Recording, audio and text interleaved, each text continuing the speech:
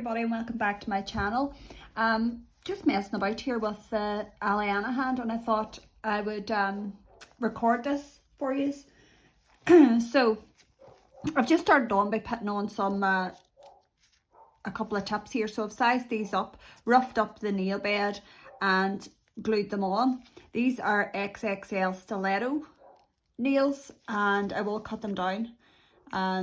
When you cut down stiletto nails, they do make a nice coffin shape, and that's what I'm after. So I'm going to go ahead and glue on these other two. So I just get some glue and put some on the edge of the tip. Not loads, you don't want loads, just enough. And sorry about the dog barking. Right, so you go down, straight down like that, and rock it back just to get rid of the bubbles. And let it sit there for a few seconds until you think it is secure. And then I like to just get a wee pinching tool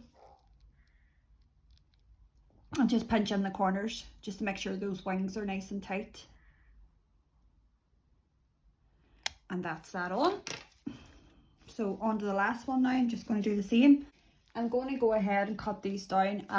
I do have another one of these that has, like, you know, the settings on it that makes every one of them the identical size, but I don't know where I've put it. If I would put things back the way where they're supposed to go, it would be half the battle, but I seem to want to put things in places I'll never find them, so I'm just going to go with this here. Blade always towards you, not your client. So nail in, and I'm not going to make these big extensions. I don't want them big at all. So hold on to the tip and the finger as you cut it, just so that it doesn't fly up and hit your client on the face. And I'm going to go about there.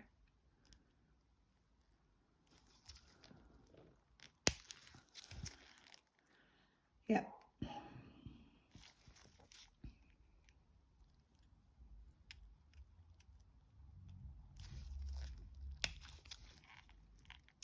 So once you get kind of used to cutting these, you kind of have an idea of the sizing. But I mean, that wee tool I got on, I think it was AliExpress, is great because your extensions will always be the right size. So once I have those on, I'm just going in with a file. This is an old file. I don't want to ruin any good ones. So I'm just going to go in and go up the side walls. Just tighten those in a wee bit for coffin. And it's better to do this before you start your gel, because once your shape is there, it's easier to file afterwards.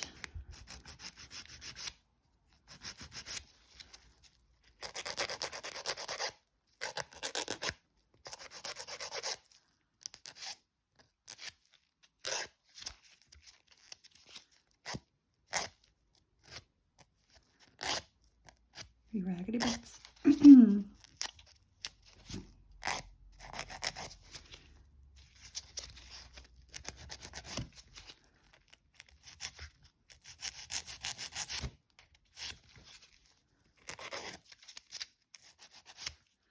So yeah, once you're happy with that, I'm just going to pause this. I'm just going to go and do the exact same thing to the other three nails. And when I'm finished that, I am just going to take my e-file and I'm just going to go across where the tip meets the nail and blend that in so that it's not, you know, when you run your finger down, you shouldn't be able to feel the tip. So just go across that lightly. If you don't have an e-file, use a hand file and just go across it gently and blend that in. And then rough up the tip, because you know yourself that gel doesn't like to stick to anything that's shiny. So once I've done that, I'll be back. Okay, so that is those nails all shaped and filed, and I'm just going to give them a wee cleanse here now. This Aleana hand, everything sticks there. I think I'll use the hard gel This is a canny soft pink, and that is what that looks like. So I think I'll go on with that there. So because this is a practice hand, I'm not too fussed about priming and stuff like that there. I'm not too worried about that there. I like to use a flat square brush to apply hard gel with. This one here I just got out of a craft shop, so wasn't anything expensive. I think I actually bought it out of the range or somewhere like that there. Cheap, cheap, cheap. So what I'm going to do is I'm going to go on first of all with my slip layer and just put that down as neat as I can over the whole nail. And then once we've done that there, and go ahead then and build it up a wee bit. But you can see with these brushes here, they go right in to the cuticle as close can get. Whereas I think the brushes that you get, you know, with your bottle is a bit bulky and big for getting close into the cuticle area. So once I've done that there and I have the gel everywhere I want it to go, I'm going to get a bigger bead and I'm going to go ahead and place that down, and then I'm just going to work that up to the cuticle as close as I can get comfortably without touching the skin. And if I do touch the skin, it's not a problem. I'll just make sure and clean it before I put it in the cure. So just going down now the centre of the nail, walking this down, keeping the apex there and kind of thinning it out now as I get down.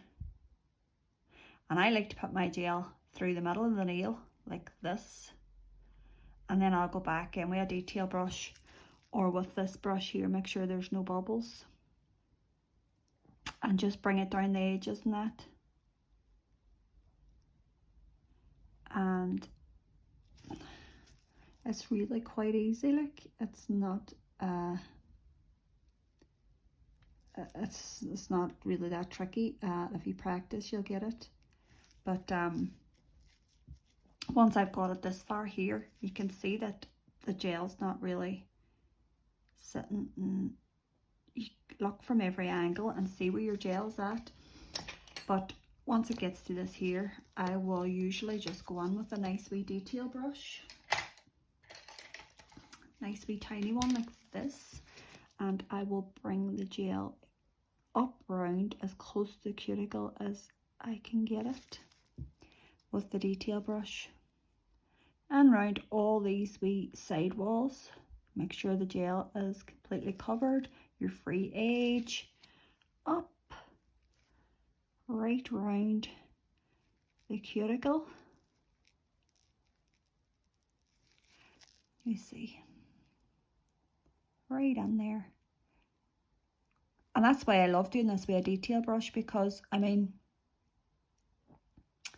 a big square brush or a brush that's out of a bottle is just, you're not going to get this close to the cuticle without touching it.